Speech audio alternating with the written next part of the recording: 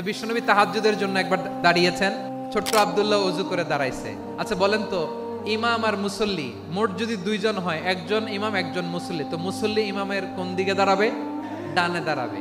ছোট্ট আব্দুল্লাহ বোঝে নাই, বিশ্বনবী তাহাজ্জুদ শুরু করেছেন, উনি ইক্তেদা করছেন আর দাঁড়াইছেন বায়ে। যখন আমি বায়ে দাঁড়ালাম, বিশ্বনবী নামাজরত অবস্থায় আমার কান ধরে টেনে আমার ডান দিকে এনে দাঁড় করায় দিলেন। পড়েন সুবহানাল্লাহ।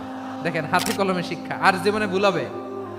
আব্দুল্লাহ ইবনে আব্বাস বিশ্বনবীর কাজিন, চাচাতো ভাই। আবার মাইমুনা রাদিয়াল্লাহু তাআলা আনহু, তিনি ছিলেন আব্দুল্লাহর আপন খালা। তাহলে সম্পর্ক অনেক গভীর, কাজিন আবার খালু। ছোট্ট মানুষ, তাই রাতে মাঝে মাঝে ঘরে থাকতো।